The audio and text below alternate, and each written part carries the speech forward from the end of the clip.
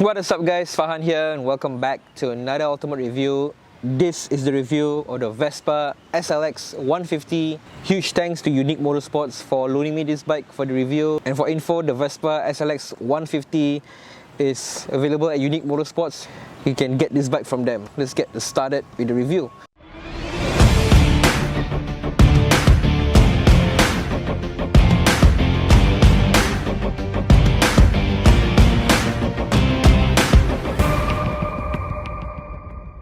Okay, so let's get started with the riding review of the Vespa SLX 150. Starting her up pretty straightforward as if any other automatic scooter. Uses a key as opposed to a transponder. Put the key in the ignition, twist the ignition, brake in, ignition, and off we go. For a Class 2B scooter, for a Vespa, I'm pretty impressed with its capabilities so far. Pretty light, weighing at 115 kg and pretty nimble. Ride height is 77 cm, so for me, not tiptoeing at all. As you can see, my feet is flat on the ground. Pretty nimble, pretty agile, but I would take caution that, you know, while you're negotiating a corner or you're turning with this bike, at high speeds, don't make any sudden movements because you feel as if you're gonna lose control of the bike, but it's not. That's just the riding characteristics of, I think, a bike with a very small wheelbase such as this. And other than that, its handling is pretty awesome. Pretty decent torque also for a Class 2B scooter. Almost similar to the ADV 150 and the PCX, given that they share the same engine.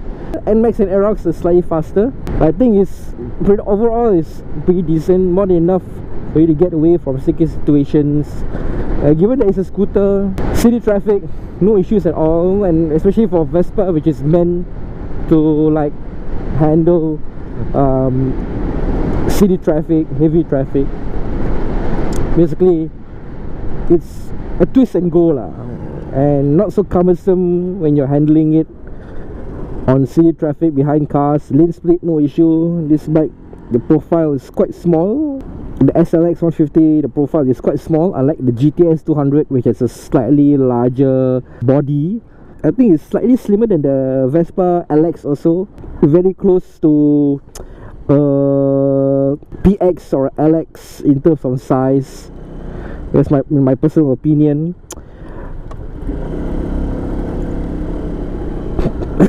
What the heck? Let's go straight right here.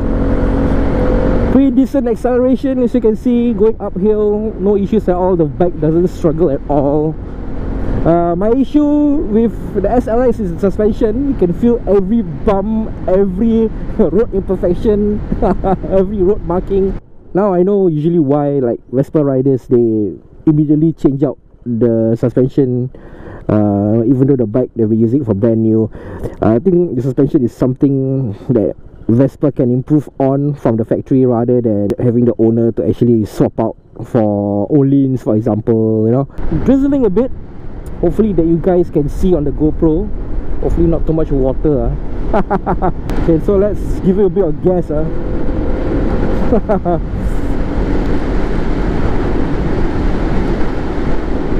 You know, unlike the Primavera or the LX, this Vespa is basically stripped down budget version. From what I've read online, Vespa basically made the SLX and the VLX to compete with premium motorcycles, premium brands. And given the Vespa is a household name, the history and heritage behind the brand and everything, I think marketing wise, they don't need to worry about it, because everybody knows what a Vespa is, which is why they built this bike for developing markets, you know. And I'm being told that it's actually $2,000 cheaper than a mainstream Vespa, like the Primavera or the GTS, for example. But this Indian-made exclusive, which is brought in by Unique Motorsports to bring down the price a little further. And I think in Singapore we could use more cheaper bikes from premium brands with decent quality, you know. Given that our COE prices are very high right now, and with the ARF and everything, Bikes are getting more expensive here, and you can believe that this particular bike I'm riding right now costs 14k. Given the high prices with the COE and the taxes and everything, really ridiculous lah. So it has a 6.5 litre fuel tank with a projected consumption of up to 47 to 59 kilometers per litre. Hopefully by the end of this video I'm able to tell you how much fuel I actually consume per full tank. I'll be almost halfway there. Final mileage before I topped up the bike just now. So one fuel tank you can ride up to 173.3. Accessories wise, there's actually surprisingly a lot of it from Vespa themselves. The third party, there's also a lot, given that this bike is in production since 2016. So you definitely can do a lot of things to make your bike stand out lah. So let's see off the traffic light how the SLX 150 performs. They should be decent lah. Okay, pretty decent lah. Very comparable to the ADV 150 and the PCX in terms of performance. Handling wise, I will reckon that other mainstream scooters such as the NMAX and the PCX and the ADV 150, right off the bat, the handling, there's basically no learning curve. You're able to handle this, you're able to handle the bike perfectly. But for the SLX 150, the Vespa, it takes a bit of getting used to. Launched and made in 2015 for the domestic Indian market, the Vespa SXL 150 is a retro-inspired scooter by Pagio, Vespa's parent. The SXL 150 shares its platform with the VXL 150 with a few cosmetic differences. It is marketed as a premium scooter for developing markets, going for a retro-inspired design with modern features and conveniences with the attractive prices to match. Engine is 150cc air-cooled single-cylinder 4-stroke, 3 valves SOHC with fuel injection and a CVT automatic transmission. So let's start with the Vespa SLX 150's riding position. Pretty straightforward, typical moped scooter position. Very comfortable, arms still stretched out. My legs folded in quite a bit. Sitting like a chair, very upright, doesn't hurt my back at all. But like, all of these scooters, the riding position, you tend to hunch quite a bit after riding for quite some time. So do remember to straighten your back once in a while. And as you can see, my feet is flat on the ground. So I think vertically challenged riders would definitely appreciate the Vespa SLX 150's seat height. Pretty awesome, feeling pretty confident on this bike right now. So let's talk about the general design of the Vespa SLX 150. Generally, the shape, the outlook and the general design is recognizably a Vespa scooter. A mix of retro and modern cues into the general design gives off a look and a vibe that one look instantly you recognize it to be a Vespa. However, there is a unique notable design feature to this bike, which is the rectangular headlamp, as you can see over here. Really a reminiscent of those 70 eras Vespas, namely the PX and the XL. And I think for this particular design is taken from the modern Vespa Sprint S150, which also has a rectangular headlamp design. And not to forget, which is Zaz's bike also, the Vespa XL 150, which also has a rectangular headlamp. I think it's pretty distinctive feature for 80s eras Vespa, and it brought it to the SLX 150. And complementing the headlight design is also the mirrors, which is also rectangular in shape. Really adds to the aesthetics of the SLX 150. And yeah, on top of that, it also has a slimmer profile, unlike the GTS 200 and the 300, which has slightly a wider design. So lane splitting on this really is a dream on this bike. Thanks to its slimmer profile, it's really an awesome lane splitter, almost like you're lane splitting on a cup chai, So let's talk about the gauge cluster, in which it's a combination of analog and digital, in which there's this tiny LCD screen for the odometer, the trip meter, the time, and you can also toggle, with the mode button over here, and the analog display shows the speedometer. Yeah, pretty basic, pretty straightforward. And I think some of the earlier models, in which some of the earlier modern eras Vespas features almost the same the combination digital and analog gauge cluster. Handlebar controls pretty straightforward. Headlight high beam, low beam, signal indicators, starter over here. And yeah, buttons are a unique combination of press and slide, which I don't really like it, and I'm not used to it, I guess. I think Vespa owners should be pretty versed in these buttons, right?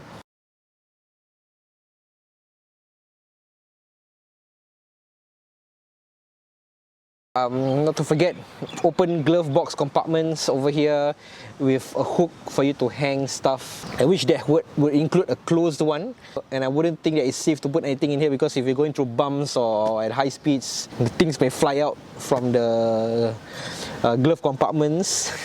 Do be careful with it. I don't think I can fit my cell phone at all. It's quite small, so I think it's for little things like your cash card and all that. So yeah, this is kind of a letdown, my personal opinion. So let's talk about the unseat storage on the SLX 150. So unlike the GTS and the Primavera, the lock is not an electronic lock, so there's no button for you over here, in which you hear the mechanical sound, right? You actually use the key, so the key, put it in here at the seat over here and open it. This is the unseat storage, and my personal opinion is pretty small by today's standards, especially. Both of my helmets, like my open face helmets and my full face helmets, cannot fit inside. I think if you were to use a half face helmet, the old school half face helmet, no issue with it. And inside the bike, it comes with this owner's manual over here, toolkit, and something unique to European bikes, which is the emergency first aid kit. It's pretty unique because I've never ever seen a motorcycle come with a emergency first aid kit, but I think in India and Italy, where the country is very big, right, medical attention is definitely very far away, so if you get into an accident or whatsoever, this really comes in handy. Over here we have the gas cap and the battery compartment over here, and also there's a USB port under the seat. Pretty interesting. I wish they put it at the handlebar controls instead. Maybe because the storage cubby in front is an open variation, so no way for you to lock your handphone inside, I guess. And also, not to forget, there's also a light at the underseat storage over here, so that at night time it will illuminate for you to search your underseat storage on what you want to find lah. And removing the light and lifting up the underseat storage, you can access the engine for the bike. Pretty small, pretty nifty engine, I must say. Engine is easily accessible on the SLX 150, and I think this goes to all Vespas in general. I'm about to return the bike now, and I actually forget to record this part, so here's the horn check for the SLX 150. So to add on, there's also a Kickstarter on the SLX 150.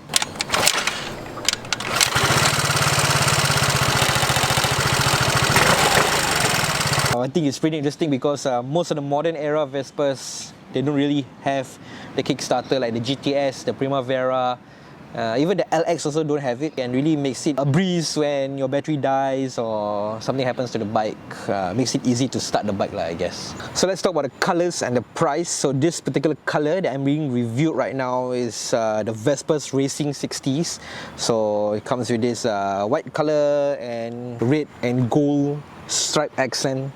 That is my personal opinion, pretty awesome on this bike. And also this badging over here, Racing 60s, and for the regular color it's 5,502. You need to top up $300 more for this Racing 60s. That is just the machine price, by the way, from Unique Motorsports.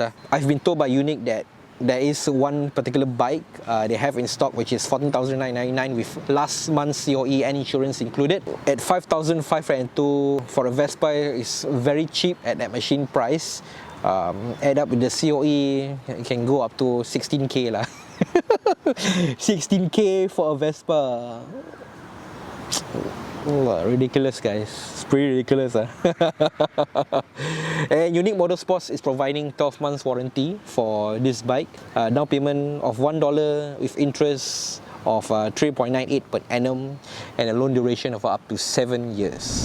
There's a small learning curve, and you basically need to adapt a little bit to handle the bike lah. But overall, I think the handling is pretty decent, almost on par with other mainstream scooters out there. I'm not sure about other Vespa scooters because I've never ever tried another Vespa scooter. This is actually my first ever official ultimate review on a Vespa. Before I got my license, you know, the only rider friend that I had is actually Zar, and he rode XL 150, a classic Vespa. And yeah, this has somewhat similar vibes with a square headlamp, the size and everything. And because I was noob about motorcycles at that time, right, the Vespa for a while was actually a dream bike of mine. But now, not so much lah. I'm not that crazy about wanting a Vespa. But it's nice that it still exists, you know, given the brand's rich heritage and history and the contribution it has to pop culture, you know. Since the Vespa brand is heavily associated with that, it's nice that they're still around churning motorcycles. And as you have seen in our Vespa GTS 300 review, affixed bike, there's the relevant riding technology on it, the TFT display, traction control, ABS. This bike has ABS too, by the way. It's nice that they adapted the current riding technology but still having keep the general shape of the Vespa, which is this monocoque chassis over here. Is it called monocoque chassis? I'm not sure. Okay, so we're gonna get into the highway now and really see how the SLX 150 really performs on the highway.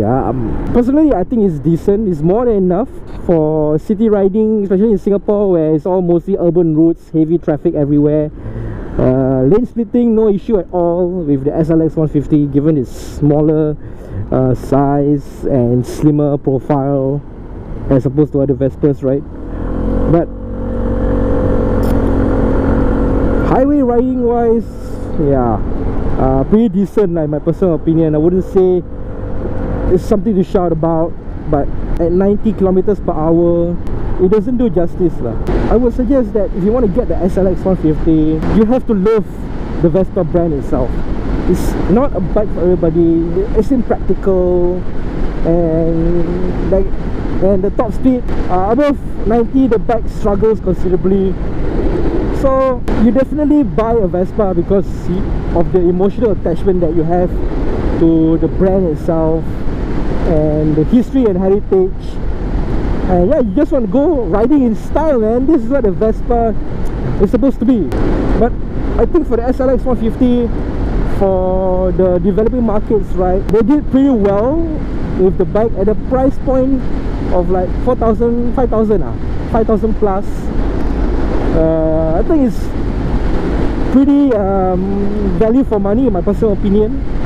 Like mainstream Vespas will cost 2k more, like the GTS, the Primavera. And I think if you're looking for a budget Vespa without compromising on the styling, quality, and you know, it's made in India, you know, Indian made motorcycles have an awesome build quality and reputation to them, and it's from a mainstream manufacturer, and given that Unique brought in this bike, so I think parts wise, maintenance wise, shouldn't be an issue with this bike. And there's also a 1-year warranty from Unique Motorsports, even though it's probably imported, but because of the 1-year warranty, right, I don't think you have anything to worry about lah. And riding it so far, I'm pretty impressed with the SLX 150 in my personal opinion. Once you get used to the handling, you need to worry about the bike being too overpowering and all that. It's a real easily handling bike for the city streets. Just enough power to mitigate through heavy traffic, and the superb handling on this. Oh, it's been a while since I've been to Changi Airport. Oh man, wish you could fly out soon, but then the VTL flights are really expensive. You know, I used to work in the airport and I really missed working here. It has an environment that you cannot really find anywhere else, but only at the airport. But yeah, the shifts are terrible, which is why I quit in the first place. I'm gonna give you guys my final conclusion on the Vespa SLX 150. So I had like 5 days with the Vespa SLX 150, and this is actually my first time riding and the ultimate review for a Vespa. I've never ridden a Vespa before this. Before I got to know about motorcycles and all that, I actually wanted a Vespa because Zah was riding a Vespa and he's the only biker friend that I know at the time. And riding the Vespa, you know, if you disregard the brand and you just look at it as a normal scooter, I would say that the Vespa is not a practical scooter. Comparing with like the NMAX and the ADV 150, that is leaps and bounds much more practical than the SLX 150 lah, because you know, being a Vespa, it has to conform to a certain design, a certain shape, and also there's not much storage space underneath. And the NMAX and the Aerox actually performs much better than the SLX 150. I would say that the SLX 150's performance is much more closer to the ADV 150 and the PCX. Other than that, it's a typical scooter, just twist and go, no frills, no fuss. Just a simple bike that is meant to make your city commute very easy and practical. I'm telling you guys that there are much more practical scooters out there. But looking at it from a brand perspective, being a Vespa and Icon, what it means to the riders all over the world, you know, it's definitely on par with other Vespas. I will feel that this is actually similar to the Vespa LX 150 in terms of the features. Vespa made this scooter for the Indian market, and it's meant to compete with the premium brands over there. But outside of India, outside of developing markets in general, I would say that this is much more budget oriented. I personally think that the SLX 150 is for, you know, riders who love Vespa and who love the history and heritage, and who like that, you know, pop culture status that the Vespa brand is known for. It's $2,000 cheaper than the mainstream Vespa like the GTS, the Primavera, for example. You can consider SLX 150 given that it's a parallel import for India. From what Unique has told me, the SLX 150 along with the VLX 125 and 150, they're actually using old technology from previous modern era Vespa models, and they made it in India to compete with other premium motorcycles over there. And I think they gained some foothold over there, and right now they are trying to make an overseas presence with development markets for the SLX 150. I think in terms of the high prices of bikes here in Singapore, the SLX 150 is really a huge contender in my personal opinion. There's still the other models like the GTS, the Primavera, the LX. You know, the LX is on production already. You know, riding with it for 3 days, pretty decent scooter in my personal opinion. Really on par with the PCX and the ADV 150 . But it comes to the history and heritage and the style of a Vespa, you know? So once again, huge thanks to Unique Motorsports for loaning me the SLX 150 for the review. They're the parallel importer for the SLX 150. You can buy this bike from them, and yeah, they provide 12 months warranty and also attractive loan options . And yeah, that's it for the ultimate review, and we will see you in the next one.